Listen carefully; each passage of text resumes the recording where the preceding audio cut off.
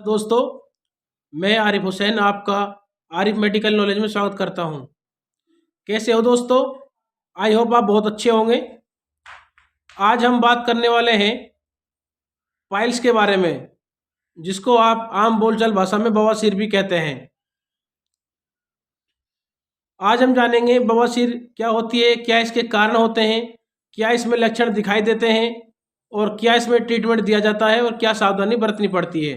तो दोस्तों, पूरी जानकारी जानने के लिए आप हमारे वीडियो को अंत तक देखें। सबसे पहले बात करते हैं पाइल्स क्या है। पाइल्स, जिसको आप बवासीर भी कहते हैं, ये एक बहुत रेयर समस्या है। काफ़ी लोग इस समस्या से परेशान रहते हैं। ये समस्या ज़्यादातर हमारे जो लाइफ स्टाइल है उसकी वजह से होती है। और दोस्तों, पाइल्स में क्या है, गुदा द्वार में एक तरह से सूजन पैदा हो जाती है जो काफ़ी दर्दनाक होती है। अब जानते हैं हम इसके कारण, बवासीर होने के कारण, कि किन किन कारणों की वजह से बवासीर का हमको सामना करना पड़ता है। जैसे कि बहुत ज़्यादा पुरानी कब्ज की समस्या, यदि किसी को बहुत लंबे समय से कॉन्स्टिपेशन की यानी कब्ज की समस्या रहती है तो उसको पाइल्स होने की संभावना बहुत ज़्यादा बढ़ जाती है।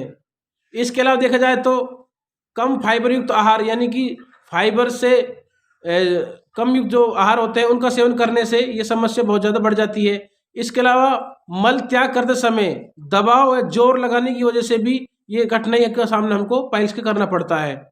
इसके अलावा खराब आहार, धूम्रपान या शराब पीना, या फिर पारिवारिक इतिहास रहा हो, किसी का पहले से ही इस समस्या से परेशान रहा हो, उसको भी ये संभावना बढ़ जाती है पाइल्स होने की। इसके अलावा यदि कोई व्यक्ति लगातार डिप्रेशन, तनाव में रहता है तो उस डिप्रेशन, तनाव की वजह से भी आपको पाइल्स की समस्या का सामना करना पड़ता है। इसके अलावा मोटापा, बहुत ज़्यादा मोटापा हो जाना, इसकी वजह से भी आपको पाइल्स की समस्या का सामना करना पड़ता है। गुदा के आसपास दर्दनाक गांठ या फिर बनना, इस तरह की जो समस्या है, इसको भी जैसे भी आपको पाइल्स संभावना बढ़ जाती है। इसके अलावा देखता बढ़ती उम्र, यदि उम्र 50 साल के समथिंग है तो आपको पाइल्स की होने की संभावना बहुत ज़्यादा बढ़ जाती है। या फिर भारी वजन उठाना, यदि आप भारी वजन उठाते हैं इससे भी आपको समस्या हो सकती है। ये कुछ कारण होते हैं जिनकी वजह से आपको पाइल्स की समस्या का सामना करना पड़ता है। अब हम बात करते हैं पाइल्स के लक्षण। जब पाइल्स की समस्या का आपको सामना करना पड़ता है, इसमें क्या क्या लक्षण दिखाई देते हैं। जैसे कि चारों ओर गुदा में एक गांठ महसूस होना, या फिर मल त्याग के दौरान रक्तस्राव, यानी बहुत ज़्यादा ब्लीडिंग हो जाना। जब आप मल त्यागने जाते हैं तो आपको काफ़ी ब्लीडिंग शुरू हो जाती है। इसके अलावा गुदा से मल या चिपचिपा बलगम निकलना, कब्ज महसूस होना, यानी कि आप सुबह जब फ्रेश होने के लिए जाते हैं तो आपको फ्रेश होने के बाद भी आपको ऐसा लगता है कि आपका पेट साफ नहीं हुआ और आपको कॉन्स्टिपेशन की शिकायत रहती है। इसके अलावा जो गुदा के आसपास की त्वचा में दर्द या खुजली होना, कि जो गुदा है उसके पास में आपको बहुत ज़्यादा दर्द होगा और आपको खुजली भी महसूस होने लग जाती है। और बाहरी जो बवासीर के मामले में मल त्याग के बाद बेचैनी पैदा हो जाती है। अगर किसी को गुदा के बाहर ये समस्या है तो मल त्यागने के बाद उसको काफ़ी असहज महसूस होता है, उसको बेचैनी सी बनी रहती है और दर्द महसूस होना शुरू हो जाता है। इसके अलावा संक्रमण, ये इसके लक्षण हैं जो पाइल्स में आपको दिखाई देते हैं। अब बात करते हैं हम इसकी ट्रीटमेंट के बारे में कि पाइल्स में क्या क्या ट्रीटमेंट दिया जाता है। तो दोस्तों, इसमें जो ट्रीटमेंट दिया जाता है वो होता है एक एंटीबायोटिक टेबलेट, एक पेन किलर, एक क्रीम होती है, और एक कॉन्स्टिपेशन की शिकायत को दूर करने के लिए एक एंटासिड होती है। और अगर खुजली चल रही है तो उसमें आप एलर्जी के लिए भी टेबलेट दे सकते हैं और पेन किलर टेबलेट, इनका उपयोग करते हैं। तो सबसे पहले बात करते हैं हम एंटीबायोटिक टेबलेट की, कि कौन सी एंटीबायोटिक का हम प्रयोग कर सकते हैं। देखो दोस्तों, इसमें आप जैनफ्लोक्सोजेड टेबलेट, यानी ऑफ्लेक्सिन ओरिंडाजोल जो टेबलेट आती है, जैनफ्लोक्सोजेड नाम से जानी जाती है, उसका आप प्रयोग कर सकते हैं। इसके अलावा आप देखा जाए तो सिप्रोफ्लोक्सिन टेबलेट का प्रयोग कर सकते हैं। और दोस्तों, अमोक्सिलिन पोटेशियम जो क्लोरेट टेबलेट होती है उसका भी आप प्रयोग कर सकते हैं। इनमें से आपको एक टेबलेट लेनी चाहिए एंटीबायोटिक के तौर पे, जिससे कि अंदर जो इन्फेक्शन, संक्रमण हुआ है वो खत्म हो जाए। यदि हम पेन किलर टेबलेट की बात करी जाए तो आप इसमें कोई सी भी पेन किलर ले सकते हैं, एस्लोपेरा, नीमोपेरा, डाइक्लोपेरा, लेकिन ज़्यादातर इसमें एस्लोपेरासिटामोल देते हैं। इससे क्या है कि आपकी जो पेट में गैस अपच है वो नहीं बढ़ती है और इससे गैस की समस्या का सामना नहीं करना पड़ता है।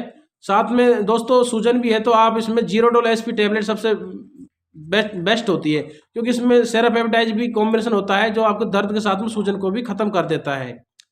और दोस्तों अगर तीसरी जो मेडिसिन होती है वो होती है क्रीम, जो आपको गुदा के पास लगानी होती है। इसमें आप ले सकते हैं पाइल्स ले सकते हैं और स्मूथ ले सकते हैं। इन दोनों में से आप कोई सी भी एक यूज कर सकते हैं। या आपको जब आप फ्रेश होने के लिए जाते हैं तो उससे 5 मिनट पहले आपको गुदा के आसपास लगानी चाहिए, जिससे आपको दर्द और बेचैनी महसूस ना हो और आपका जो फ्रेश है वो सही तरह से हो जाए।